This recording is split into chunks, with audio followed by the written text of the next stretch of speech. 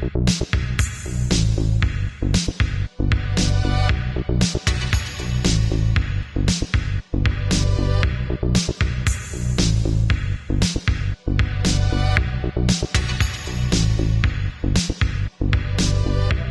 guys, so I want to start off the meeting with some very big news.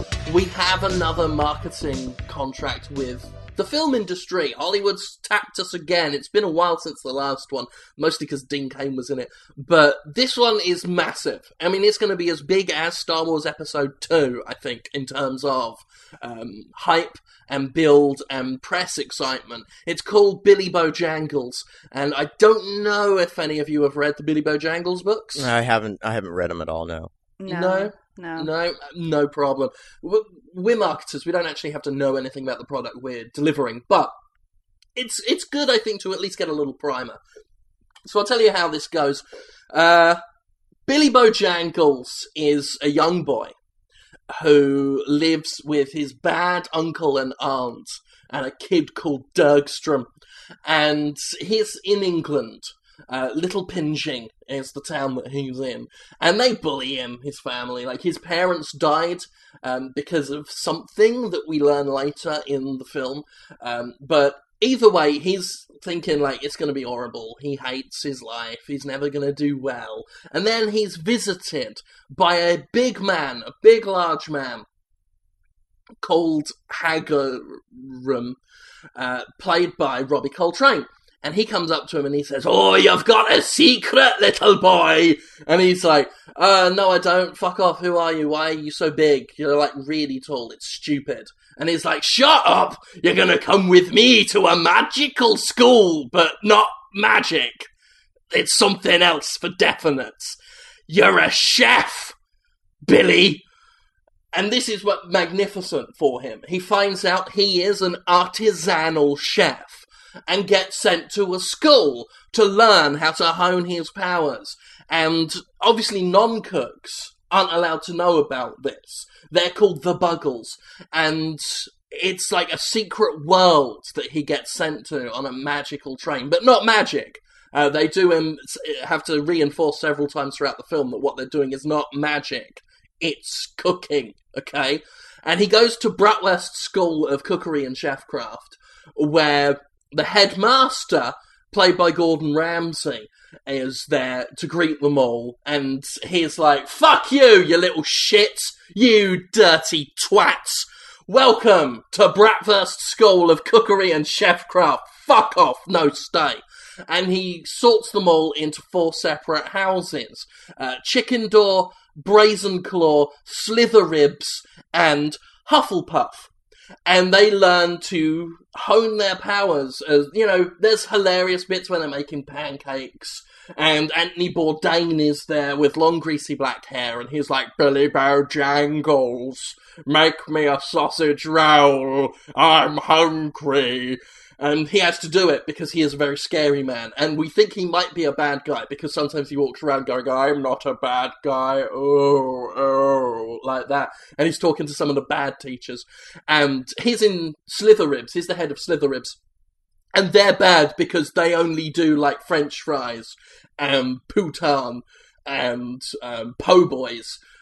Just like the really unhealthy stuff. Low food.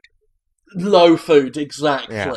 And we find out that there was, like, this whole schism back in the day when the bread eaters rose up against all the healthy artisanal salads that were being cooked by Chicken Door. And that was a whole thing. And they were led by an evil chef called Polymore, who is a large lady who wanted to make all of the children eat butter and donuts all the time. And we find out that she tried to force-feed Billy Bojangles when he was a little boy. She tried to force-feed him a McRib and couldn't do it. The McRib kind of smeared across his face because it wouldn't go in his mouth. And it left this lightning-shaped smear of barbecue sauce on his head that won't come off. And he's always wanted to know the secret of that sauce? The secret of the sauce? The secret of the sauce. And he becomes known as the boy who wouldn't eat a McRib. And Paulamort comes back, and she's in the back of the head of one of the other guys, whose name I can't be bothered to think of right now, and it's in the back of the head just going, oh, Billy Bojangles, come over here, I've got some donuts for you, they're glazed in salt and chips, and he's like, no, I don't want to eat it, I'm not really that hungry, you see, I had a Caesar salad, so I'm not really feeling like it. And then the head, at the back of their head, is all just, oh, okay then. And then the film ends. This sounds strangely much like that fantasy movie Lord of the Rings. Did anybody tell the director this, or? He's a bit sensitive about that. It was brought up, and the director got really angry. I don't know if you know the director. He goes by the name of Daniel Radcliffe. He's actually very new on the directing scene, but he was furious when it was brought up. He said, this is nothing fucking like Lord of the Rings. You must be thinking of some other film. And we kind of left it there because he got very angry. I don't know if you know about him. He is the guy who is very famous for doing a stage show in London where he was naked and jizzed on the front row of the audience. It was a bit of a thing for him. He's a bit weird, actually. He keeps sort of refilming the Sorting Hat scene where Billy Bojangles is put in Chicken Door, and he just keeps going, yeah, that's right, that's good. For like 10 minutes, he'll just be like, that's good. Put him in Chicken Door, he's a good boy, I'm a good boy, he's a good boy. I don't know what his deal is, but do not mention the Lotra trilogy if you see him. And he might come around. So, what kind of budget do we have to promote this? Right now, we are looking at least £100, which is one of the biggest budgets we've ever had. Like, they're going all out on this. So anything we can do to promote it, I'm thinking going to schools, sort of local schools, and cooking up food for them. Maybe we do a food truck. Maybe we do. Oh, what's the name of the school again? That's Bratwurst School for Cookery and Chefcraft. Okay, so the Bratwurst School for Cookery and Chefcraft magic bus, goes around to the schools. I actually know a guy who works for the sort of state sanitation department. He can get us a dump truck. We can fill that full of chicken nuggets, and we can just have the kids jump off the roof of their local school into the dump truck of chicken nuggets and swim around in it like Scrooge McDuck in his money bin. Except instead of coins, deadly coins, it's chicken nuggets, tasty chicken nuggets, right off the roof of their school into the dump truck full of chicken and bread. And we just tell them that you're going to have a magical time, but not magical, this isn't magic. And come to see our film, Billy Bojangles. And the Philosopher's Scone. As part of our responsibilities for the fun committee, I thought it would be a good idea if maybe next weekend we got everybody together and we did a little sports day. What's a sports day? Is that a day of sports? Yeah, it's like a leisure activity where, we get the fun Gestapo together and have them round up all the employees. I love the fun Gestapo. They are. Ever since we instituted them, office hijinks are up by 60%. And the Gestapo never even have to use their cattle prods all that much anymore to make sure people are always smiling. And as we say at the FistShark Marketing Fund Committee, a smiling office is an office that smiles. And demanding that people maintain a Richter's grin at all times. I've been suggesting some people just get a small, print out just a small I'd say, sort of Polaroid-sized picture of the Joker from Batman, and just pop that on their computer monitors and just try and emulate that face throughout the day. And anybody who doesn't do it, they get a corrective, what we call fun zap, from one of the prods of I gotta say, Doris from accounting has really gone all out in support of this initiative. She went and got a full Botox paralyzation of her face. Have you seen it? I have, and I think, I'll be honest, it looked alarming at first, but now that I've had a few days to sort of stare at it, and I've been really staring, but she's smiling, so I assume she likes it. It's grown on me a lot, so I'm happy about that. I'm less impressed with Craig, who has not been smiling at all, no matter how many times we not electrocute, how many times we motivate him. He doesn't seem to be too happy. I think he needs to come out of his shell. And I think some people would say that's because I superglued him into that Teenage Mutant Ninja Turtles costume. But we peeled that off of him, and he's got most of his skin. So I don't know why he's so miserable all the time. Plus, you gave him Donatello, and we all know Donatello's the best, so I don't understand what he was crying about. Ungrateful. He does machines! Donatello does machines. This is what I tried to tell him when I tried to make him fuck that MacBook Air. And he wouldn't have any of it. He was all, no, where do I stick it in? Where do I stick it in? And I'm like, right there. And I just kind of, I was smearing it on the screen. And he was kind of crying and saying, like, stop holding it, this is inappropriate. And I'm like, zap him, Boris. And then he did a little dance. Mostly because I told him to, and I said I'd punch him if he didn't. But it was a fun dance. And he looked like Donatello when he did it, and he had a MacBook Air, like, just sort of smearing on his little dinkle. And everybody had a good laugh. I really think he needs to be a focal point of this sports day. Okay, well then, alright. So, what kind of sports do we want to do? Do we want to do, like, some sort of soccer challenges, or maybe set up an obstacle course, or, I don't know, like flag football? Now, when you say day, is this, like, all day, like, work day? Is this 24 hours? Oh, this is a 36-hour event. 36 hours, okay. Yeah, no one sleeps either. Like, it's just non-stop sporting. To be honest, with FistShark, because they've done a few over the years, but when FistShark does a sports day, it's more like a sports festival, like Glastonbury or the Reading Festival or Woodstock even, but with a sports-themed bent to it. And I see. I like all the sports you listed. Soccer I like. Soccer is the one where an office intern stands in a big field and everyone kicks like balls at him, right? So this is basically field day, yeah. Except we're adults kicking instead of children kicking other children. Okay, perfect. Yeah, there will be a lot of kicking involved because studies show. I can bring up the studies. Studies show that kicking makes you feel powerful, gives you a rush of energy, burns calories, and ultimately leads to a healthier, fitter office lifestyle. So we're going to kick a load of footballs at Craig, and he's going to like it. Well, you know what might be fun? Maybe we set up like a wrestling tournament of some kind. Get everybody in the office, make costumes, and develop personas. We can come up with a little script. It might be fun. I like that.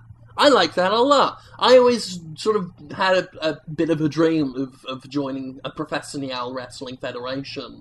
Something like the ECL or Slamtacular or something like that. I was always going to call myself Mixmaster Butt Blaster, and maybe time to dust off my trunks and give that a go. I'd be up for that. Well then, okay, so like we'll rent a auditorium at like a local high school or something for the weekend. And so, but what kind of wrestling events do we want to do? I mean, because we can't just do your standard, 2 in the ring deal. I mean, this is a FistShark event. There's got to be some excitement associated with that. We could do like a Royal Rumble or a cage match of some kind. I don't know. I'm just sort of throwing ideas out there. I like all that. I think we should start with a few regular matches. I can open this up. I can do a dark match as Mixmaster Butt Blaster, and maybe go up against sort of Dr. Craig McMuscles. I think Craig would be up for that. Again, this is all... A lot of what I want to do here is get Craig a bit more social and give him something to talk about. Well, he does just sit there quietly. He's clearly the dark spot in this office culture at this point, and we really need to get him involved. And once he's in there, I think that's really the last nail in the coffin for company morale. This is really going to help him here because we're doing it at his high school, so he can prove to the rest of his class how manly he is. This is really going to help him here while we beat him up. It's gonna be prime time for him. Oh, I imagine that I've also invited his family. Any past romantic interests, there's an ex-girlfriend who also went to the school, and she says she's going to come and watch. And people will watch and think, wow, we thought he was a bit of a dick, but it turns out he is awesome. Look at him being wrestled. So I'll wrestle him first. That'll be the opening match, and everyone will go, yeah, Craig. It'll be a coming-of-home story. Next up, I think, tag team match. That'll be... you two could do that. Sure. Get you two together, tag team, versus the tag team of the Masked Craig. And... that'll do. I don't think anyone will tag team with him, but you two on Craig, the Masked Craig. He'll be there as a different persona. I think that's a fair fight. That seems reasonable. I mean, I'm kind of a lover, not a fighter, anyway. But tag team with Caitlin. I think we could probably that'd be an even match between us and Craig. What's the Masked Craig's mask gonna be? Well, bits of that Donatello head are still on him. We can try and work something with that, like maybe add a bit of more green putty and sort of try and make a Swamp Thing type thing. I really do think we should work with the bits of burned Donatello mask, and also I think there's still some Frankenstein on there from Halloween. Well, we should go with what's there if it's already fused to his face. Obviously. Yeah. On a side note, I do think it's adorable. He gets the acne remover and just tries to paint over the bits that are there. It's like, we all know that it's bullshit, but he's a doer. He's a trier, even if he is sort of just this sour element in the office at the moment. Okay, so we have you and Dr. Craig Muscles. Mm-hmm. Followed by tag team of me and Caitlin against the Masked Craig. Yep. Okay. We need a big, closer event. I'm something already that really on it. Brings the house down. I'm already on it. I'm sending a text right now to a few guys I know. Let me have a look here. There we go. I know a guy who knows... professional MMA fighter and WWE personality, Brock Lesnar. Ooh. Yes. Now, he is an amazing specimen of human conditioning. He is... I mean, I don't know if you've ever seen the guy, but he's fucking massive. And I think we should do a cage match between him and Craig.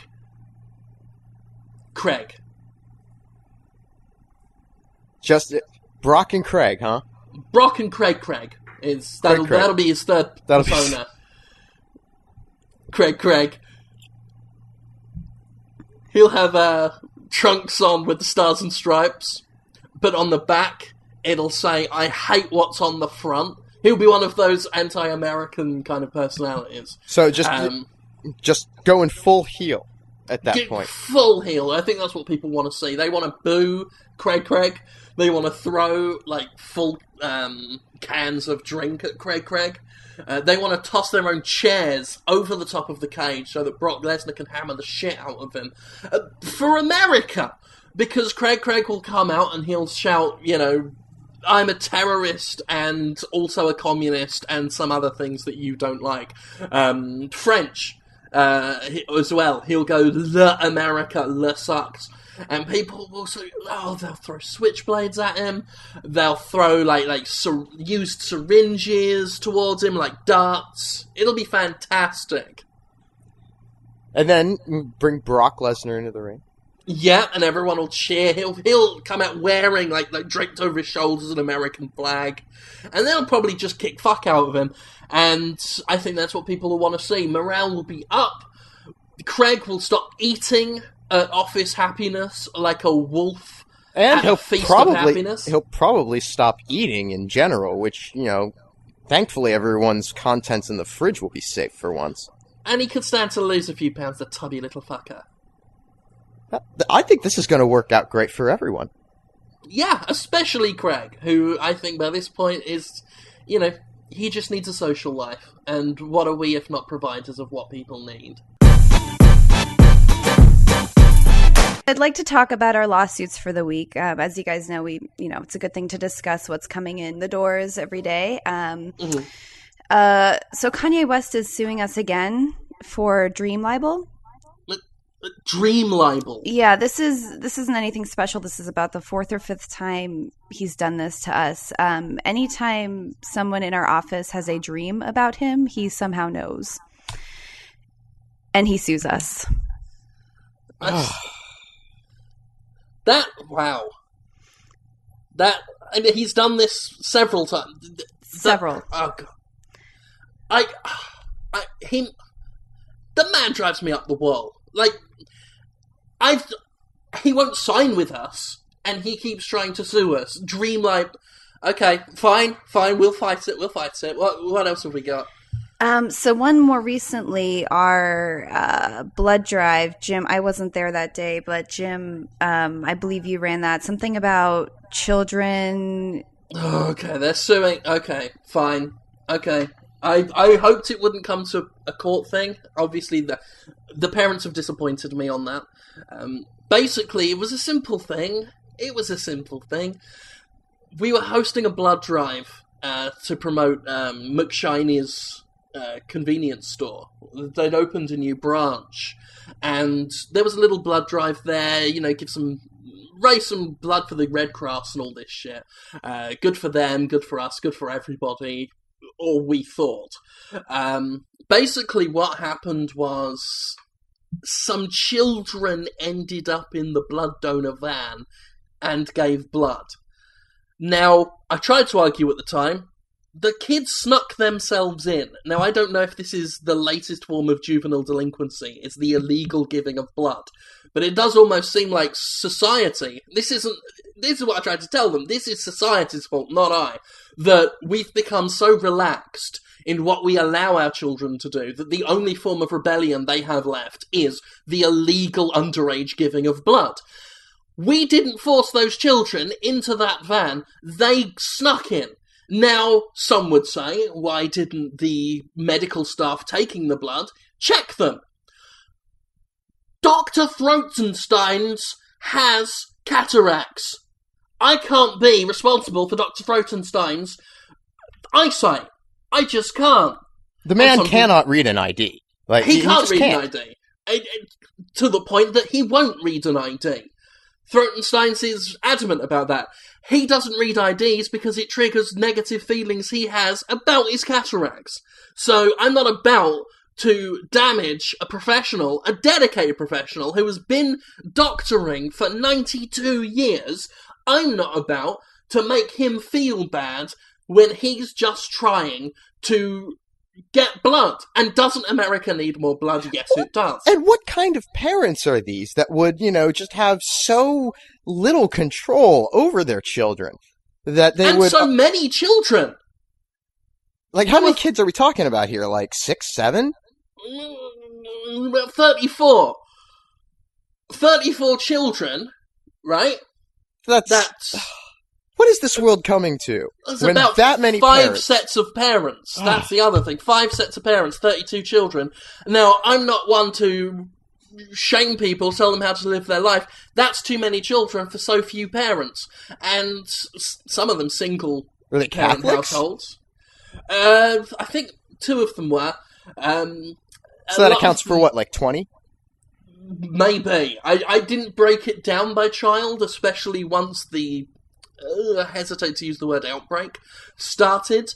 But basically the upshot, the thing that really upset them was, less so the giving of blood, which obviously was bad because it made a lot of them weak and woozy, although some of the households that I suspect are fueled by alcohol didn't seem to care too much that the children were basically, I would call them limp rags at that point. They got very weak. That's bullshit. I'm sorry. I know I wasn't there, but I put in the cookie orders. There were plenty of sugary treats there. If the children felt woozy and snuck in, they would have gone for those treats. So we can't assume responsibility for this.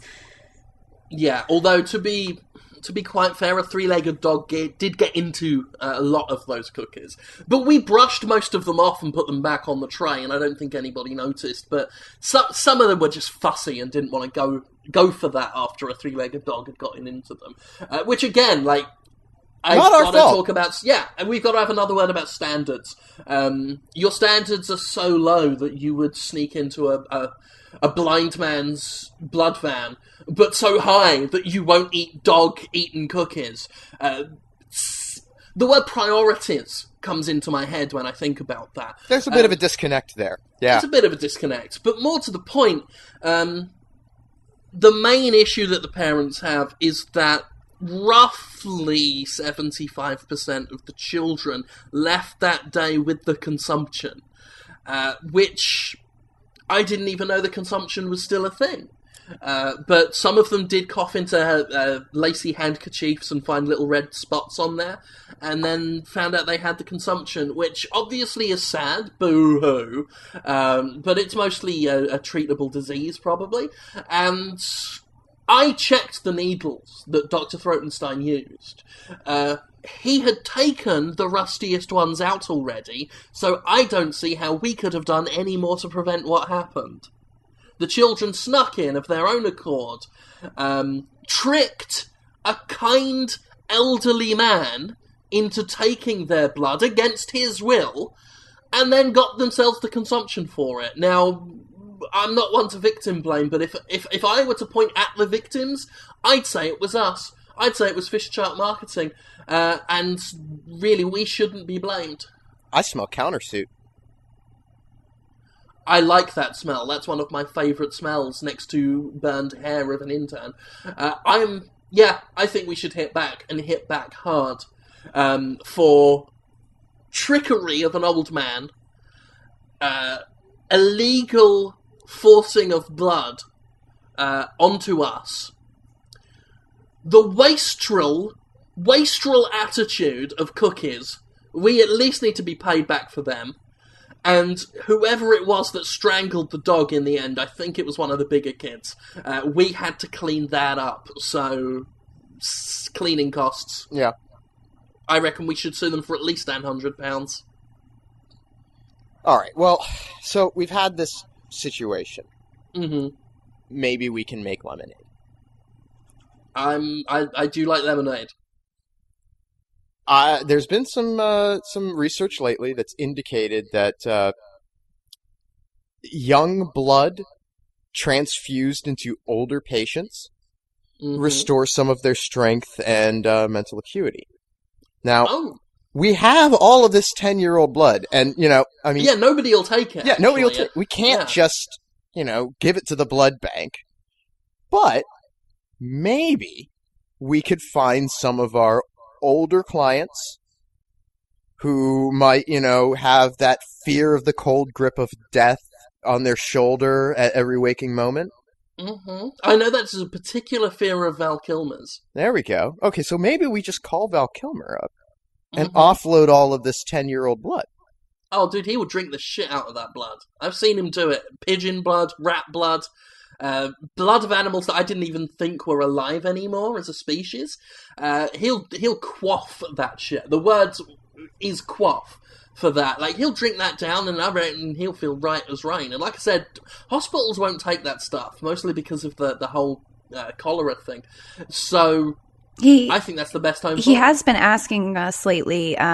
Craig's been taking his pizza orders, and he's been asking us to dump out the sauce in the Tabasco sauce bottle and fill it with human blood. So this could be an opportunity for us. Well, there we go. Yeah. Problem solved. Perfect. Problem solved. When life gives you 10-year-old choleric blood, you make lemonade.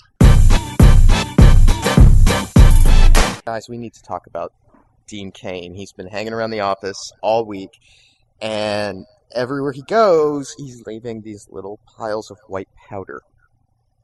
Mm-hmm. Yeah, I've seen him. Mm-hmm. And I don't want to, like... It's weird, because, like, Craig obviously sees white powder, immediately goes, cuts it into lines, and snorts it. Obviously, yeah, it's like a Pavlovian response for that boy. And it's not cocaine or heroin, it's raw sugar from the outside of Sour Patch Kids, like the burning sensation. Admittedly, it was really, really funny watching Craig scream and howl as he ran through the office with his nose held high in the air. But I was wondering what that was about. Yeah, Dean's walking around with pockets full of Sour Patch Kids again. Okay. I had a feeling that's what it might have been. Like, I'd have almost preferred for it to have been cocaine. Now, is he still hoarding the red ones, or has he moved on to other colors? No, it's mostly just the red that he sticks to. In fact, we had an issue last week with our toilet being backed up because he had taken every single other color out of the package, stuffed the red ones in his pocket, and then tried to flush all of the rest of the bag at once. That goddamn bastard. Well, that's my biggest problem with the guy. Is like, he's not earning a lot of money. He asks to borrow money from me, presumably to buy bags of Sour Patch Kids, and he's wasting most of the bag. I'm like, Dean, that's a full dinner for you. You put them on a plate with a knife and fork so it's not weird. That's a full dinner for you, is a plate of Sour Patch Kids. And, I mean, there's gotta be less than 10 red in any bag. Right. Like, that's not a sustainable lifestyle, Dean. No, he's got to at least branch out into the oranges. I mean, it's similar color circle. I don't understand why he can't at least eat half of them. Well, have we found any work for him at all? Well, none he wants to take. I mean, that's the other problem with him. He's wasting his money on candy that he doesn't eat, and he's not taking the jobs we give him. I've been spending the last few days trying to convince him to take that job at CC's Pizza. I told him, it's still a kind of acting job. You can act employed. And he got upset with me as he normally does. He says, don't you know who I am? I played Superman in Lois and Clark, and to a lesser extent, I was in, well, anyway, shut up, I'm Dean Cain. That's what he said to me. And I said, look, mate, I'm sorry, but there's not that much demand for you. There is a lot of demand for people to work at CC's Pizza. It's a mathematical equation. It's not even me saying it. It's pure and simple math. There are lots of jobs in food. The stuff you don't fucking eat. And there's not many jobs in acting because Ryan Reynolds is there. And it's covered. It's done. Yeah. You don't need another actor, period. We're finished. Exactly. I think he's forgetting that he could be some kid's Superman by serving him a slice of free pepperoni pizza. I don't understand why he's not getting that. Exactly. Yeah, he could go up to them and say, I will quell the Lex Luthor of your hunger, have a slice of meat feasty, and shut up. And he's not having it. It's almost like an honest day's work is kryptonite to that fucking boy. Well, is it the uniform? Is that the problem? Because I know the guy has his own peculiar fashion sense. Mm-hmm. Is it the checkerboard polo shirt and black slacks? Is ditching the sweatpants going to be too much trouble for him, or what? Well, that's my main... Another thing I tried to spin to him as a positive. He's got a set of clothes, and it's not a good set of clothes. In a CC's uniform, or a Wendy's shirt, he's dressed like a normal adult almost. Albeit an adult who really likes fast food logos on themselves. Or is a failure as a human being, right? Yeah, not that I'm saying that's what he is. No. Just he would look like that. That's all. But Yeah, exactly. it's free. He gets it for free. He can wear it wherever he chooses, not even at work. He can go out, CC's Pizza. Actually, they charge you for the uniform well. at CC's. Yeah. You know what? I'll comp him. I'll buy him the uniform. I will buy him the uniform outright if he wears it. Yeah, that's going to happen. You know he's just going to turn up back here on Thursday in those sweatpants and a wife beater. Yeah, well, pockets full of Sour Patch Kids. Pockets jam-packed with them, like to the point where even when he's standing normally, you can see them bubbling up over the top of his damn pockets. It looks like he has gonorrhea that is let go, like, way too long. It's just this sort of bulgy, pocky, mass in way too close to the center of his pants, by the way. I don't know why he shoves his pockets so that, everything like moves to the very, very front. I would think keep it along the thigh, pal, but here he's got this sort of weird, bulgy, uneven, like not smooth mass of wrinkled Sour Patch Kid. Just, God. When I first saw him with those pockets stuffed as full as they are, I thought he had 2 cancers on his leg. And I was really sensitive to it. It was a really awkward meeting. But then, he came back then next month, fucking more hair than ever on his head. And then, obviously, we saw the patches of sugar. I bought him new shoes for Christmas. He went back to the bags with string. It's almost like he's just trying to make some sort of statement, some sort of protest. He's probably just annoyed that Hollywood didn't give him a role in Guardians of the Galaxy. And I told him, I said, look, you may act like a raccoon, but they've got CGI for that. FistShark marketing are Jim Sterling, Conrad Zimmerman, and Caitlin Cook. Intro music by Ben Rama. Incidental segue music by Alazar Chand. If you like us, you can follow us on Twitter at FistShark, give us a rating or a review on iTunes, or send any mail you might have to fistshark@aol.com. You can also put your complaints there as well. Bye!